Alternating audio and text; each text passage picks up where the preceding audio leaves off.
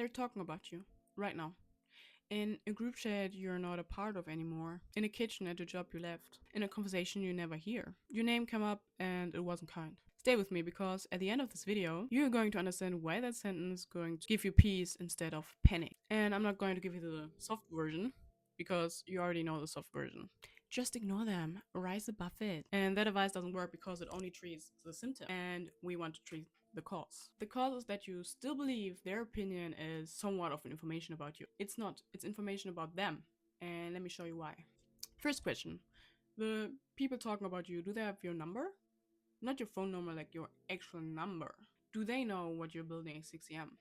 before anyone wakes up? Do they know what you survived to become this calm? Do they know why you left? Why you stopped explaining yourself, or why you rather sit alone by yourself than shrink in company? You cannot be accurately described as someone who never accurately seen you. And what they're gossiping about isn't you, it's about a sketch of you, a rumor of you, like a cardboard version they built from fragments because the real you they never had access to. So when you hear someone talking behind your back, here's what actually happening. The stranger criticized the character they invented. And that's not an attack, that's a fiction. And you don't own fiction a reaction. If they knew you, like genuinely knew you, they would have said that to your face. And you know, the distance between their mouth and your face is the exact measure of how little they know you. And behind your back is the only place they have access to. So let them stay there. Okay, so now let's talk about why they actually do that, because most people get that wrong. You think gossip is about hate, but it's not. It's about pain. Nobody talks about people beneath them. Nobody. The people you dismiss, you forget. The people you envy, you discuss. So when your name is in their mouth, go ask yourself the only question that matters. Why is your existence taking up space in their evening? Because something about you disturbs them.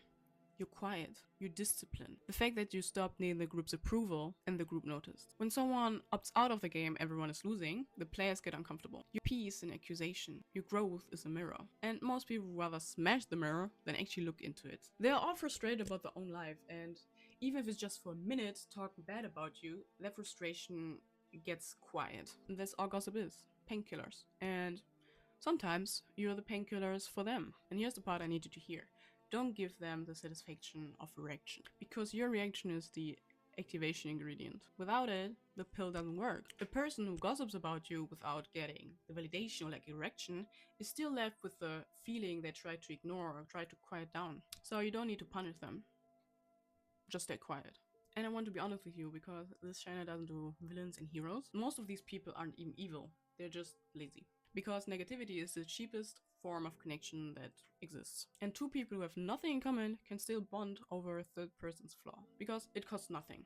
It requires no vulnerability, no curiosity, or no effort. And on the other hand, saying something kind reveals something about you, what you value, and you don't want to be exposed. And saying something cruel reveals nothing. It's social small change. Everyone carries it around. So yes, people talk about everyone. They talk about the person before you, and they will 100% talk about the person next to you. You are not special to them, which means that their words are not special to you. You're treating a throwaway conversation as a verdict, and it's not a verdict, okay? It's like a background noise for people who are trying to fill the silence the only way they know. And the moment you see gossip as the way it is, the path of least resistance for unimaginative minds, it stops being a wound and starts being a weather report. It's just what the climate does.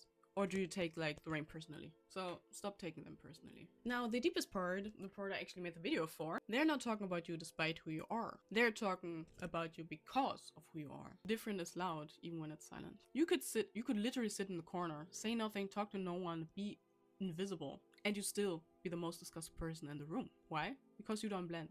You never blended. And you spent years treating it like a defect. But it's not a defect.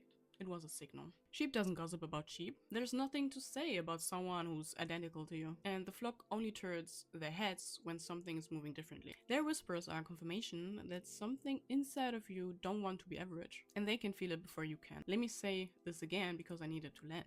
They notice your difference before you accepted it. Their gossip is them processing something you haven't even given yourself permission to be yet. You want to prove that you're not invisible. Not ordinary, not one of many. There it is. It just arrives in a packaging you didn't expect. Let me tell you something small that taught me something big. I cut my own bangs once. First time ever.